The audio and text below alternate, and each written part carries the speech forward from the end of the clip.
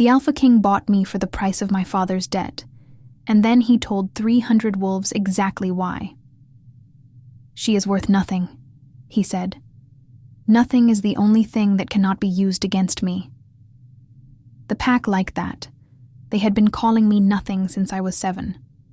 What none of us knew, not the pack, not the king, not me, was that he had already gone into my father's house that morning and taken the one thing in it that was mine. He had it in his coat while he said it. 9 mornings later, he stood in that same hall and broke his own rule in front of every wolf in the north. The pack stood in rings around the central stone, and the dawn cold sat on my knuckles like something that had been put there on purpose. I knew what the morning smelled like before I opened my eyes. Frost on the ash trees, green-edged and thin, wet wool from 300 coats, cheap tallow in the circle lamps, and spread through the crowd like a stain in water, the particular sourness of a pack that has come to watch something happen to someone else and is enjoying it more than it will admit. I could have named every person in that circle without looking up. I kept my eyes on the stone. Sabine of Caldermore did not look at me when she spoke. That was the specific cruelty of it. She spoke about me the way you speak about weather in a field you do not farm. She put on the oil this morning. Her voice carried easily. It had been trained to. She still smells of nothing. The hollow. The pack said it back to her. All of them, at once. The way you say a prayer you stopped meaning years ago. Hollow. Rosewater, chalk, and cold iron. That was Sabine. I catalogued her in the first 4 seconds and had nothing to do with the information, which is the story of my entire life in one sentence. He was already at the far end of the circle before anyone said my name, already watching. I felt it the way you feel a draft under a door, not seeing the source, only the cold coming through. I did not lift my head. I had learned before I learned anything else that you do not give them your face. You give them your back, and your back says nothing, and eventually they get bored. Boots on stone. Unhurried. Coming the full length of the circle. They did not stop where I expected them to stop. Rorik of Vorn stopped in front of me. He did not look at Sabine, who had just handed him a reason, or at Elder Voss with his scroll, or at my father, who was somewhere behind my left shoulder and had not spoken since the escort came up the road. He looked at me the way you look at something you have already decided. Cedar, coal smoke, cold leather from the ride, and underneath it something I could not classify. Not a scent so much as a condition, the way air smells before it commits to rain. He held out his hand. I put mine in it, because there was no version of that morning in which I did not. His hand was warm. That was the first thing. I had expected cold, the cold of a formal transaction, the cold of a man collecting an item. But his palm was warm against mine, and I did not know what to do with that, and so I did nothing with it, and it sat in my chest all the way north. Elder Voss stepped forward with the scroll. His voice was the voice he used for judgments. Flat and final, a voice that did not ask whether you were ready.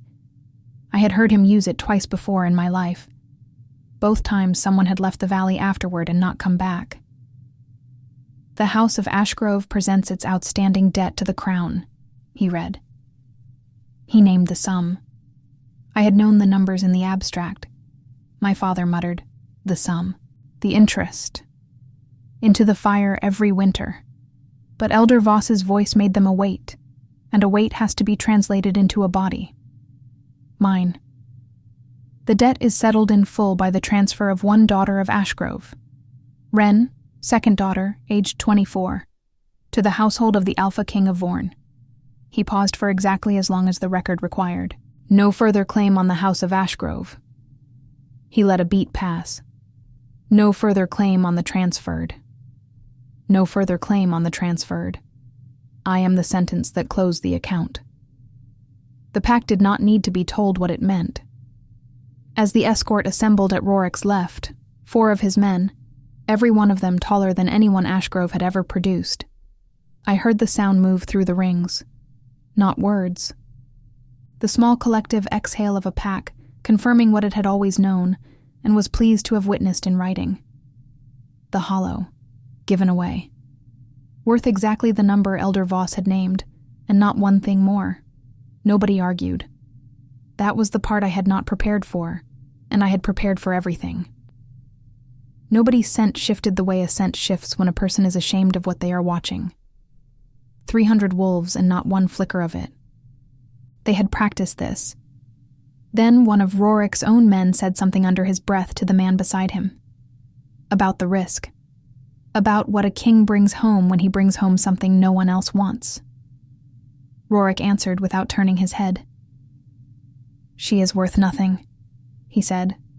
"Nothing is the only thing that cannot be used against me." It carried. He had not raised his voice. He did not have to. It went out across the circle, and it landed in 300 places at once, and I stood there with my hand still in his, and felt the last, small, useless thing in me put itself away. The pack liked it. I heard them like it. Rorik had not released my hand. I had thought I was prepared for what he looked like. The rumor had been accurate and completely useless. Dark hair that brushed his jaw. A jaw cut from the same gray stone as the hills behind him. Pale gray-green eyes with the quality of landing on a thing and then simply not letting it go. Broad through the shoulders in a dark coat worked with black thread at the cuffs. He was beautiful the way cold is beautiful. Not designed for anyone's comfort. He was taking inventory. Then he released my hand, and the escort moved into position, and I took one step and then another, and I did not look back at my father's face. I want to be honest about that, because everything after depends on it. I did not look forward out of strength. I looked forward because I had already smelled what was on him. Relief, uncut and enormous, the cleanest thing in that entire circle. And I did not need to see it on his face as well. The road north was 2 hours by cart, and I put things down as we went. That was my mother's method. "Hold it in parts," she had said, more times than I could count, her hands on either side of my face so I could not look away. Never all at once. And then the last part, always in the same order. If you try to hold all of it, it holds you. So I put my father's face down somewhere on that road, and Elder Voss's voice naming the sum, and the 4 words that had made 300 wolves agree with a king at once. I did not pick any of them up again. Vorn Keep came up out of the hillside like something the hill had grown rather than something anyone had built. Coal smoke, old stone, and under both, sharp and clean and everywhere, iron. My hands tightened inside my sleeves. The inner courtyard was lit and busy at an hour when a courtyard should not have been either. I counted 6 people in 10 seconds and catalogued everyone before deciding to coal ash, boot leather, a woman on a double shift, a medicinal sharpness leaking down from 2 floors up. Then I stopped, the way I always stopped when there was no benefit to knowing more. Information only protects you if nobody finds out you have it. Rorik walked past me without a word and disappeared through the main door. The escort showed me a smaller door at the side, which told me exactly what Vorn Keep thought it had received. The threshold was old stone, worn smooth in the center by 100 years of people crossing it to go and work. I stopped on it. My hand found my coat pocket before I decided to move it. The vial was there. My mother's oil. Dried wildflower over something sharper underneath that she never named and I never learned. Rubbed into my wrists every morning since I was 7, until the habit lived in my hands, and not in my head. I uncapped it and held it against the torchlight to see the level. I touched one drop to my left wrist. It smelled like her hands. The borrowed scent is all anyone finds if they look. She built it that way, year by year, one careful season at a time. A thing they could smell that was not what I was. A false answer to a question nobody should ever get to ask. It was armor. And it was the only armor I had. And I was standing at the door of the largest wolf keep in the north, with 9 mornings of it left in a bottle I could not replace. I crossed the threshold. The cot they gave me was against the north wall of the inner servants' corridor. I did not sleep. I lay on my back with my boots on, and I worked, because working was the only thing I ever found that made the dark pass. The corridor was a gift, and nobody in that keep knew it. Old stone. Tallow fat. A decade of other people's footsteps pressed into the floor. By the time the first bell rang, I had mapped it in both directions. Coal smoke from a kitchen fire lit 20 minutes earlier than it needed to be, which meant somebody down there was frightened of being late. Old lard, once used, which told me something about the household accounts. A thin copper thread from someone cutting meat before dawn who had not washed afterward. And 3 people had passed my door since I arrived. A boy carrying horses and iron filings, which meant the forge and the stable both. A woman with lavender water and nervous sweat in equal parts, which is a combination I have never once found in a person who was happy. And a third. I could not place the third. Whoever it was moved without sound, which is rare and takes practice, and left behind something mineral and cold, like metal left out in rain, like the inside of a mountain nobody has mapped. There was nothing in these hills that smelled like that. I filed it away, and somewhere above me in the same building a man I had met once was asleep with my mother's oil in his coat, and neither of us yet knew what that was going to cost. They assigned me to document work on the second morning, which was either a punishment or an accident. The clerk at the records desk read from a list without looking up at me, which I appreciated more than she could have known. Sealed correspondence, she said. Records office, logistics, the Beta's suite, daily rounds twice if required. No entry into any room you are not directed to. Yes, I said. I had no way to explain to that woman that she had just handed me a map and called it labor. The inner document corridor ran the full length of the keep's ground floor, and every person who had walked it since morning was still there in the air by afternoon. Layered by hour, clear as writing, if you knew how to read. I read carefully and put nothing on my face.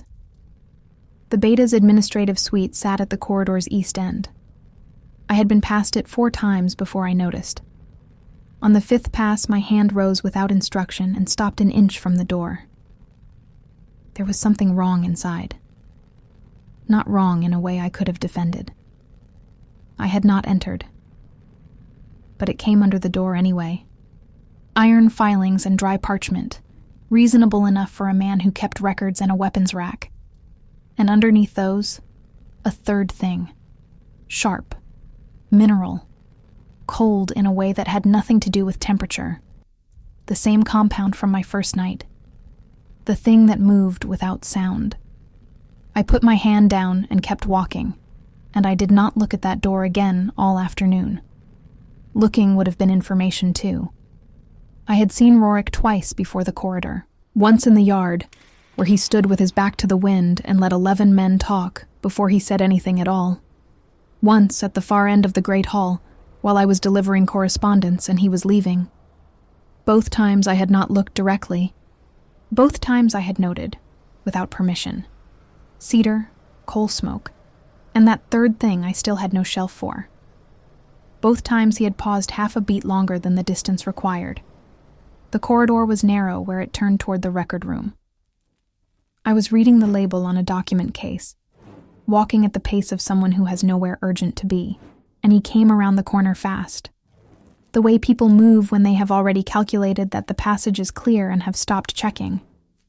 His hand landed on my arm above the elbow to keep us both from going over. Both of us stopped. The corridor was very quiet. I felt the warmth of his grip through my sleeve before I could think anything at all, and then thought was too late.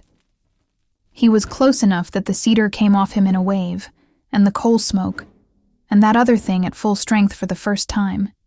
And standing inside it, I understood what it was, with the clarity of a word arriving after you have stopped hunting for it. It was want, held down, managed, bolted to the floor by a man who was extremely good at bolting things to floors. But it was want, and it was pointed at me, and I had been reading it on other people since I was 8, and had never once had it pointed at me before. I did not move.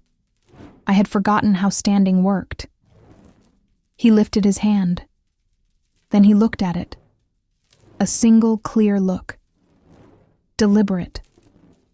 Turning his own palm over and studying it the way you study an instrument that has given you a reading you did not expect and do not yet believe.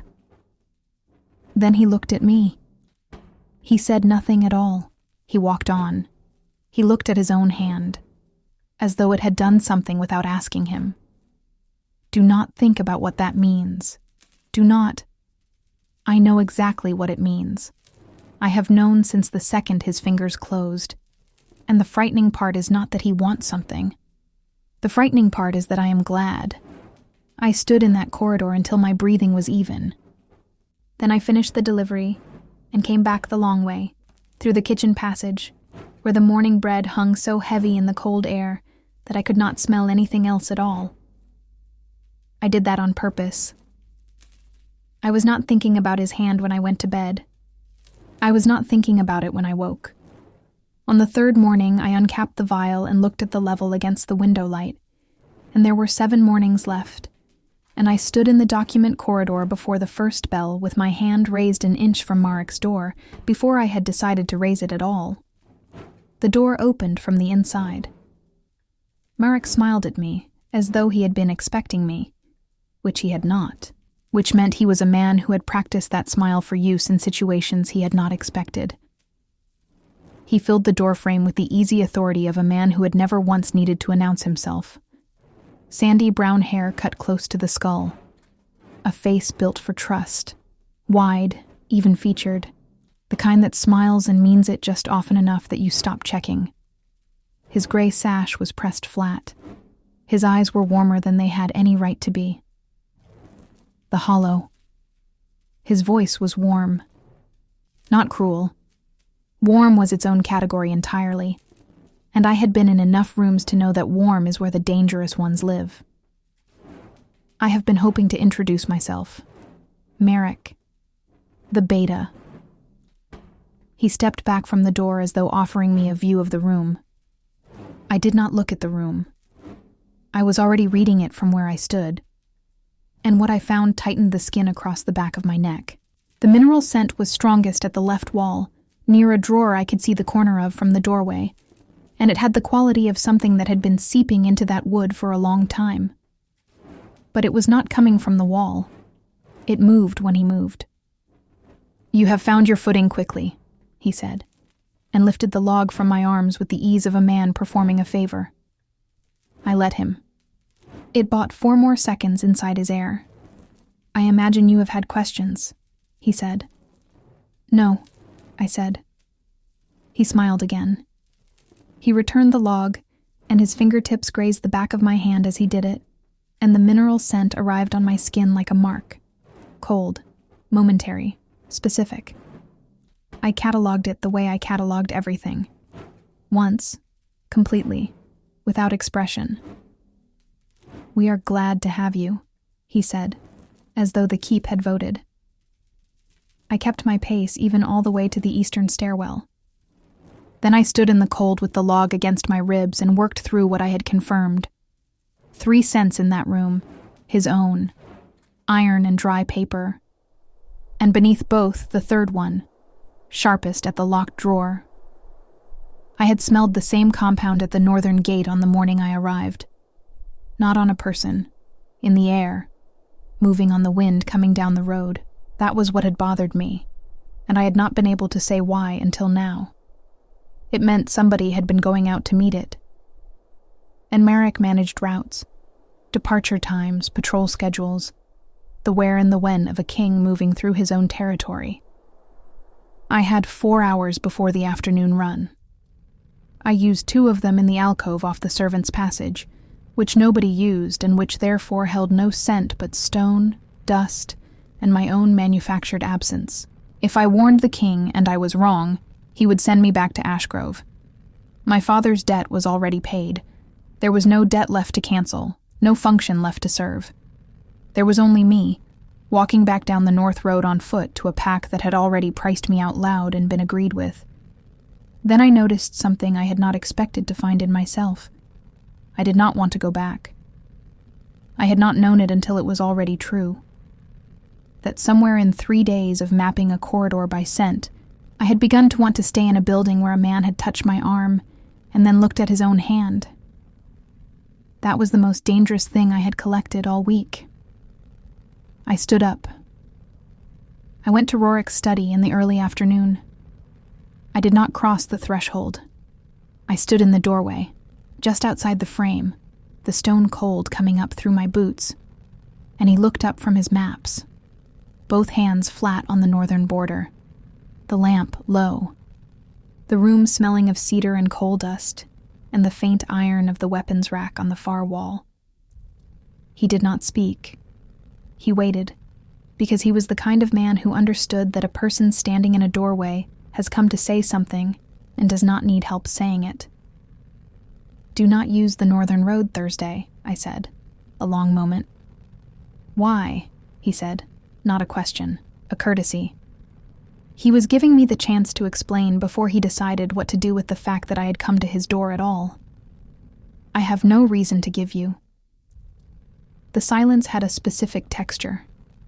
I could hear the wick. I could hear him breathe, slow, controlled, the breathing of a decision being made somewhere I could not follow it. "Thursday," he said, as though writing it somewhere I could not see. I pulled the door closed. My hands were shaking so badly I had to hold the latch with both of them to keep it from clicking. I had 4 days to find out whether I had just ended my own life, and nothing to do in them but wait. The 4 days passed the way 4 days pass when you are waiting to learn whether you have made a catastrophic mistake, slowly at the front of every minute, and then gone, suddenly, at the back of it. On the 5th night I went down to the old bathhouse. It sat 2 floors under the keep, cut into the rock where a hot spring came up through the stone, and it was the reason I had not gone mad in 9 days. Steam kills scent. Not entirely. Nothing kills it entirely. But enough that standing in that room was the closest thing to silence I had ever found. It was the only place in the world where I was like everyone else. I went at the hours nobody used it, and sat on the ledge with my boots off and my feet in the water, and let the whole keep go quiet in my head for the first time since the circle. I did not hear him come in. Nobody hears anybody in that room. That is the point of it. He was standing at the bottom of the stair when I turned, in shirt sleeves, with his coat over his arm. And he had clearly come down for the same reason I had, and had not expected to find it occupied. Neither of us said anything for a moment. "You are in my bathhouse," he said. "You are in my quiet," I said, before I had decided to. He came down the last 3 steps, set the coat on the ledge, and sat an arm's length from me, and put his own feet in the water like a man who had been doing it for 30 years, which he had. Something moved across his face that I would have given a great deal to be able to read, and could not, because the steam had taken him from me the same way it took everyone. The lamp was one lamp. The water moved. "You have not slept," he said. "No. Because of Thursday. Because of Thursday." He was quiet a while. Then, without looking at me, "It has been moved. I moved it the hour you told me, and I have not told one person why, including the man who asked me twice." The relief went through me so hard I had to put both hands flat on the stone. And I could not smell any of it. That was the entire thing. He was less than an arm's length away, and I had no data. Not the cedar, not the coal smoke, not the third thing. And for the first time in my life I was sitting beside a man in the dark, and had to decide whether to believe him with nothing but his voice. He turned his head. The steam came off the water between us, and he was very close, and he had not moved any closer, which meant I had. He looked at my mouth. He did it the way he did everything. Once, deliberately, without pretending he had not. I put my hand flat on the ledge between us, and his hand came down over it, and neither of us said a word. I cannot read him. I cannot read a single thing about him. Everyone else in the world has been doing it this way their entire lives, and I do not know how they survive it. Long enough that the lamp burned down a full finger, and the water went from hot to warm, and I could feel his pulse in the heel of his hand against the back of mine.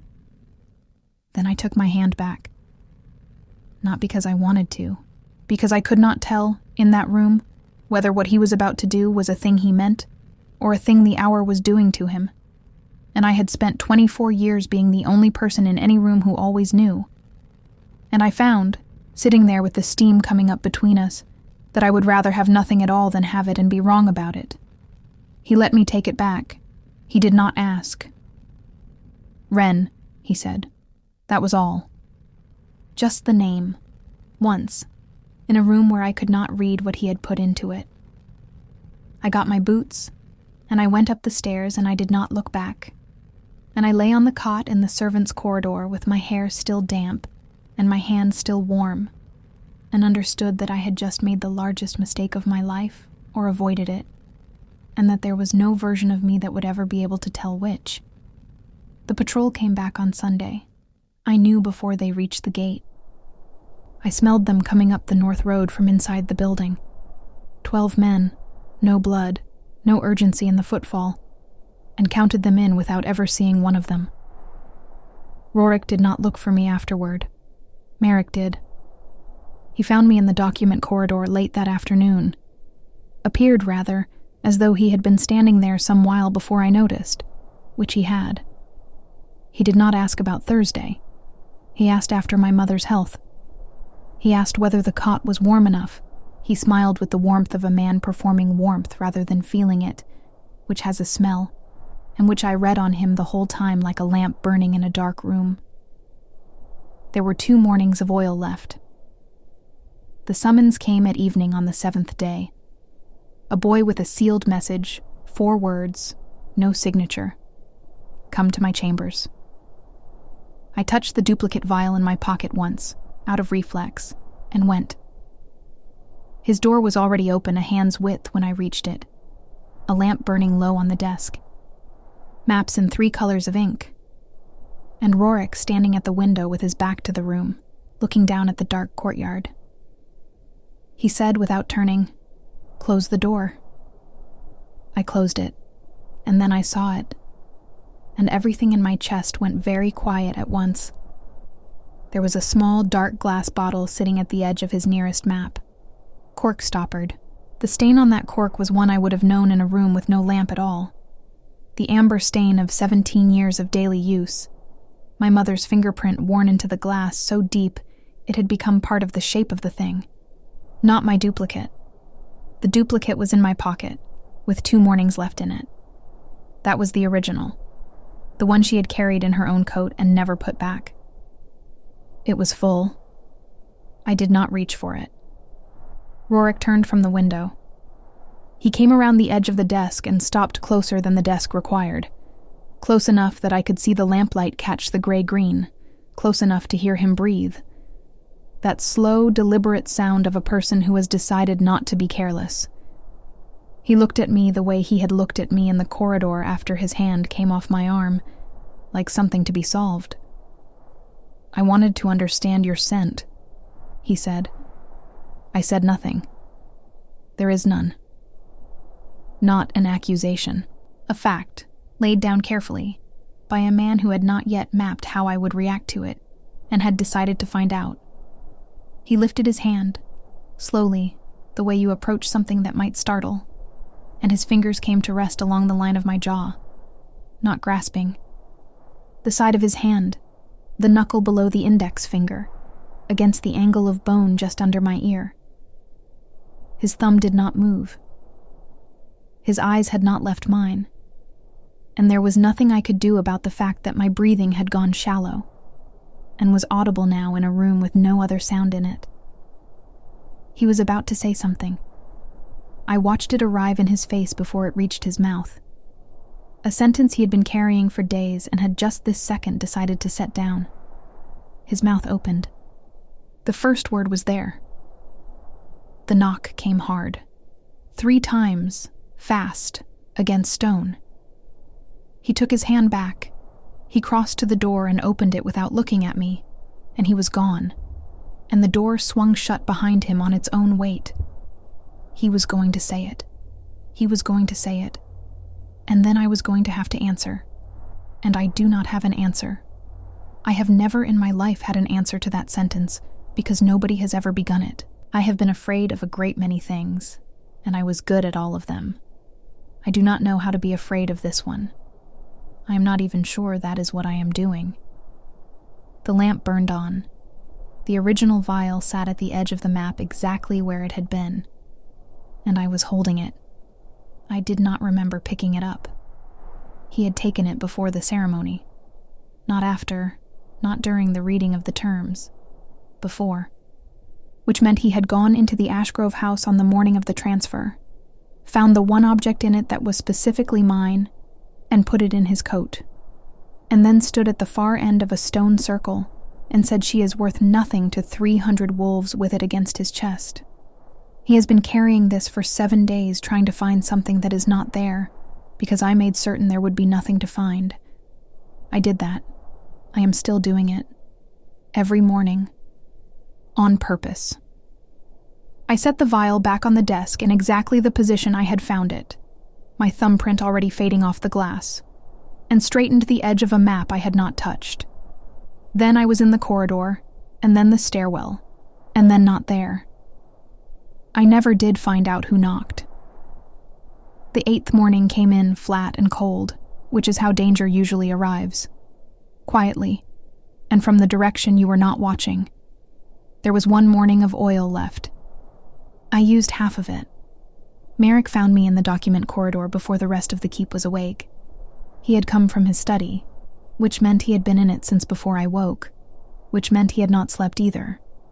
He tilted his head and said he had noticed something curious, that I had warned the king about the northern road on the 3rd day, that the king's own guard had confirmed on his quiet inquiry that I had made no contact with any of the 3 men who could possibly have known the route schedule. He used the word curious 3 times. He said he raised it only out of concern for the king's safety, and that he was sure that between the 2 of us, I could offer some kind of explanation. I have no explanation to give you, I said. He smiled wider. He said that was exactly what he had been afraid of. Rorik summoned me before midday. Not his chambers, the study, maps pinned flat under iron weights, a guard at the door who did not look at me when I crossed the threshold. He did not offer me a seat. Merrick tells me you warned me about the northern road. He tells me you had no source. That is true. He says a woman with no verifiable scent and no explained access to route information is a liability inside this keep. Also true. He was looking at me the way he looked at his maps, finding the gap, the edge where the charted lines stop and somebody has to go and see. He already knew. Not the whole shape of it, but enough. He had gone into my father's house before he had ever seen my face and taken a bottle out of it. He had rearranged 12 armed men on the word of a servant who refused to explain herself. He had been solving me for 8 days, and a woman who keeps hiding from someone already looking straight at her is not being careful. She is only being slow. So I told him. All of it. My mother's hands on my face when I was 6. They will kill you for this, so you will be nothing for them, so you will practice. The oil she mixed and never named. 17 years of arriving at facts nobody gave me, and inventing words for how I knew them that contained no truth at all. The morning I mapped his ground floor by scent, before the fires were lit. What was in Marek's study, catalogued from a corridor across 3 passes. Rorik did not interrupt me once. There is a locked drawer, I said. Bottom right. Whatever is in it carries the same compound as the air at the northern gate. Then, show me where the drawer is. I walked him to the threshold of Marek's study. I did not go in. Bottom right, I said. The key is on him. He went in with 2 guards.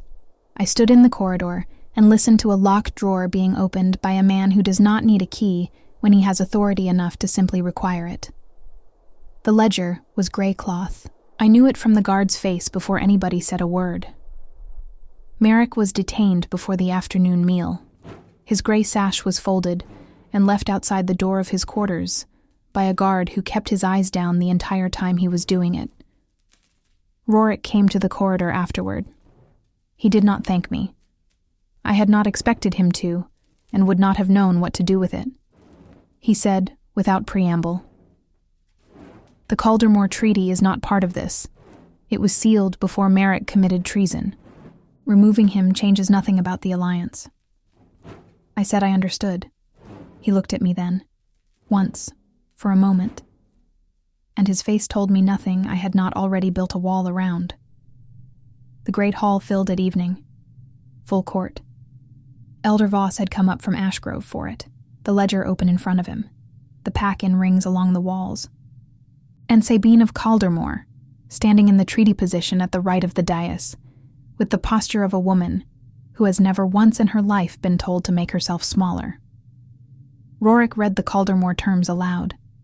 His voice carried to every stone corner the way it always did.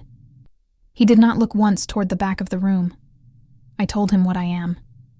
I gave him the drawer and the ledger, and the only thing my mother ever said would keep me alive.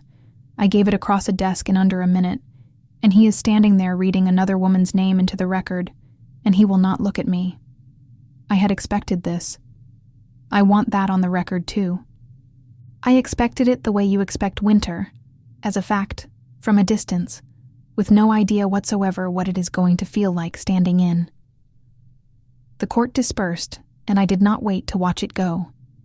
I took the servants' corridor, the back route, the one they assigned me on the first night, and counted my footsteps without deciding to. Behind me, the east door fell shut with the sound of something decided.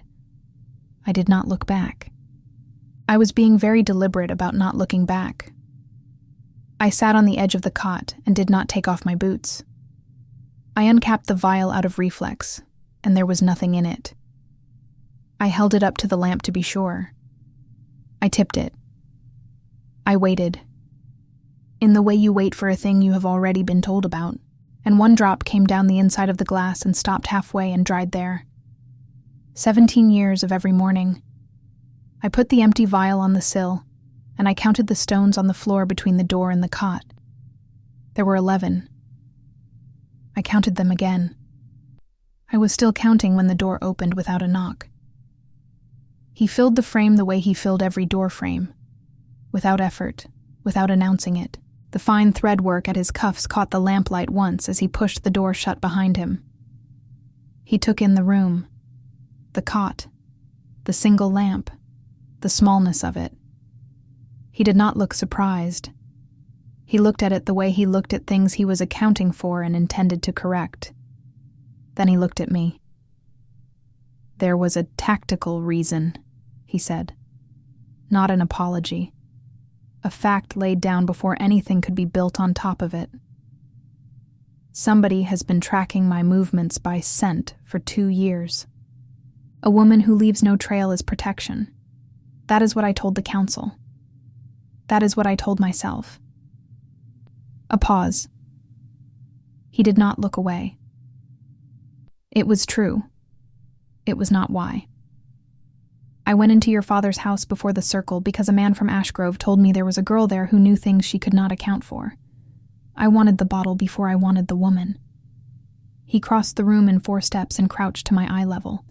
It cost him nothing physically. It cost him something else entirely, and I watched him spend it. And then I found out. He said the third thing. The hollow. His voice was even. He said it once without amendment, as though saying it twice would shrink it. I know what it is. I have done a version of it, taking a true thing and shaping it to look like a lack so that nobody comes looking. I knew what I was seeing the moment I watched you keep your face still in that corridor. You are not worth nothing. I said that in front of 300 people, and I have thought about it every day since. The hollow is not a deficit. It is the most careful thing I have ever watched a person build in order to survive. and it is the reason I cannot do without you. If I looked away from him now, I would not be able to look back. You suspected, I said. Not a question. The corridor. Second day. Your hand came up before I rounded the corner. Before Thursday. Before you told me anything at all. He reached up. His palm settled against my jaw. Not tentative, not forceful. The touch of a man who had finished deciding some time ago. And his thumb traced my cheekbone once, slowly. I felt it in places that had nothing to do with my face. His hand on my jaw now. The lanolin in his coat from the morning's ride. The cold in the walls, and underneath it, closer and warmer than I had any right to know. Him. I felt the door move. I did not stop it. He moved his hand from my jaw to the back of my head and pulled me in. And when his mouth found mine, it was not soft, and it was not careful. It was a man who had been holding something down for 7 days and had stopped. I gripped the front of his coat. The wool was cold, and he was not. He was not. I stopped thinking about the hall, about the terms read into the silence, about a woman standing composed at the edge of a dais. I stopped thinking about anything whatsoever, and it was the first time in 24 years that I had ever managed it. Later, the room was entirely quiet and the wind had dropped. I was aware of my bare shoulders, and the cold at the wall behind me, and the blanket on the chair arm that I reached for and pulled around us both, without quite deciding to. He let me. His arm came around, and I felt the whole weight of him settle. Unhurried, the way he did everything, like something that had been waiting a long while to do exactly this. His jaw against my temple, his breathing slow. The door I had held shut my entire life was standing open, and I could not find the handle, and I had stopped looking for it. Neither of us slept for a long time. The lamp had burned out sometime before Gray arrived. I lay still and did not close my eyes again, and I went through it the way I went through a corridor, piece by piece, in order, without flinching at what I found. And on the third piece I stopped breathing. Rosewater, chalk, cold iron. That was what I had cataloged in the first 4 seconds at the stone circle, because I catalog everything and always have. I had filed it and never looked at it again, because 9 days ago I had no name for the third thing, and iron was the closest shelf I owned. It was not iron. It was the same mineral compound that had been seeping into Marek's floorboards for a year. The same thing riding the wind down the north road. The same cold that had come off his fingertips onto the back of my hand. It had been on Sabine of Caldermore at dawn, in a valley 2 hours south, on the morning of the transfer, before Marek ever knew I existed. I sat up. Rorik was awake. I heard his breathing change and did not need to turn around. The treaty was not sealed before the treason, I said. The treaty is the treason. Marek sold your roots to Caldermore, and Caldermore paid for them with an alliance you were grateful to receive. He did not say anything for 4 full seconds, which from him was a shout. Can you prove it? No. I turned and looked at him. I can smell it. That is the whole of it.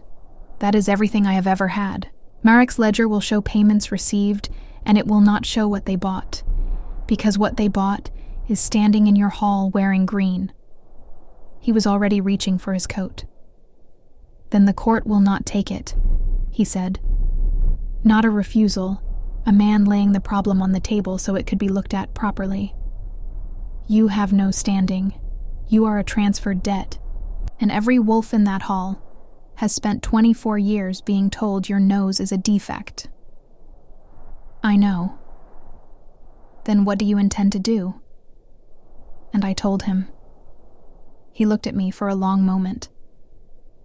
They will never let you take it back, he said quietly. Once it is off, in front of the whole court. I know that too. The hall smells of 40 people holding still. I walk in beside him and I do not look at the rings along the walls, because if I look, I will count. and if I count, I will lose the thread of the only thing I am doing, which is walking forward and not stopping. The stone under my feet is the same stone it was 8 days ago. Everything else is not. Elder Voss is at the records table with the Ashgrove ledger open. Sabine stands in the treaty position in the green of her house, unhurried, faintly puzzled, wearing the expression of a woman who has been interrupted rather than accused. Rorik does not speak. This is not his to say, and both of us know it. I take the original vial out of my coat. Full. Cork-stained amber from 17 years of her hands. The only complete thing I have ever owned. Elder Voss, I say. You read me into the record 9 days ago. I would like you to read something else. The hall does not make a sound. I uncork it, and I turn it over, and I pour my mother's oil out onto the floor of the great hall of Vorn. It runs into the seams between the flagstones. The smell of it rises, dried wildflower over something sharper underneath, faint and borrowed and familiar, in a way I could never explain to anyone who was not raised inside the hiding. And then it thins, and then it fades, and then it is gone into the cold stone quiet. And there is nothing where I am standing. I have not been in a room without it since I was 7. It does not feel like being naked. It feels like being legible. 24 years. Every single morning. My mother put this on me before I could reach the shelf it lived on, and I have just poured it out on a floor in front of everyone she was hiding me from. And she is not here. And I do not know if she would forgive me. And I am doing it anyway. You have all called me the Hollow, I say. You were half right. I do not carry a cent. I never have. I make myself say the second half. I read them, all of them, every person in this hall, all the way to the back wall, and I have been able to do it since I was 6 years old, and I have never once told anyone, because I was raised by a woman who was certain you would kill me for it. The sound that moves through the rings is not the one I have heard my whole life. 9 days ago I stood in the circle at Ashgrove, and I catalogued the woman standing to my left, because I catalog everyone. Rosewater. Chalk. I turn and I look at Sabine of Caldermore for the first time since I entered this building. And a mineral compound that does not occur in the north, that I have since found in one other place in the world, soaked into the floor of your beta's study, under a locked drawer, at the exact strength of something that has been passing through his hands for a year. Sabine's composure does not break. It is far too well made for that. But her scent goes over all at once, the way a bank gives, the rosewater still sitting on top of it and underneath, arriving in the air of that hall in front of me like a shout, the sharp animal sourness of a person who has just understood that the one thing she did not account for is the thing she named out loud at dawn 9 days ago in front of 300 witnesses. I do not say she is lying. I do not have to. I only have to stand there without my mother's oil on and let every wolf in that hall watch me read her, and let them understand, all at once, and for the first time, exactly what the hollow was for. Ask her, I say. Her representative rises before she does. It is over quickly, which is its own kind of courtesy. An unanswered objection at treaty is a broken treaty in every pack from here to the sea. The green delegation leaves before the 3rd hour, and Sabine of Caldermore walks out of Vorn Keep with her back straight, and I will give her that much for as long as I live. Then Rorik steps forward, and I understand that he is not finished. Elder Voss, he says, the Ashgrove ledger. Read the transfer. Voss finds it. He does not have to look far. It is 9 days old, and the ink is barely cured. No further claim on the House of Ashgrove, he reads. No further claim on the transferred. Strike it, Rorik says. The hall makes a sound. You cannot strike a settled debt, Voss says, which is true, and which is the only thing that man has ever said in my hearing that was not final. I am not striking the debt. The debt is paid, and it stays paid. Ashgrove owes this crown nothing. Rorik's voice goes out to the back wall the way it always does. I am striking the instrument. There is no transfer. There never was one. It is void from the hour it was written, and the record will show why. A woman is not currency, and I said otherwise in front of 300 of you, and I was wrong in public, so I am wrong in public again. He turns. He does not kneel. He does not touch me. He stands there in the middle of his own hall with every wolf in the north watching him, and puts it where I can reach it or not. You have no claim on this house, he says. This house has no claim on you. You are not owed here, and you are not owned here. And if you walk out of that door, there is not a man alive who will stop you, and I will have that in the record before you decide. He is standing in the exact place where he called me nothing, and taking it apart with his hands, on purpose, slowly, so that every one of them has to watch. Elder Voss's pen has stopped in the air. Nobody in the front ring is breathing properly. Somewhere behind me, a woman in green is being walked out of a hall she expected to leave as a queen. 24 years telling myself I wanted nothing, needed nothing, that the hollow was a strength and not a wound. I lied. I lied every morning, and I was extremely good at it, and I would like the record to show that too. I did not cry at the border. I did not cry in the antechamber. I am not going to cry now in front of 300 wolves, including the woman in the fourth ring who once told me I smelled like nothing, which meant I was nothing, which I remember perfectly. I should have worn better boots. I cross the 4 steps. I take his hand. I take it, in front of the ledger, and the rings and Elder Voss with his pen stopped in the air. And his hand is warm, which was the first thing I ever learned about him, and is still the truest. Record it, I say to Voss. All of it, both names. I have been named twice in this hall, and both names will sit on the same page for as long as it stands, and anyone who wants to know what I am will have to read both. He is still writing when the hall begins. It comes up in stages. The front ring first, then the second, then all the way back. One sound moving through the stone like water finding level. Not applause. Something older than that. Somewhere behind me, my mother's oil is drying in the seams between the flagstones. In a week it will be gone entirely, and nobody will be able to point at the place. That is all right. I know where it is. He looked at me the way you look at something you have already decided. He had. He only needed me to believe it too.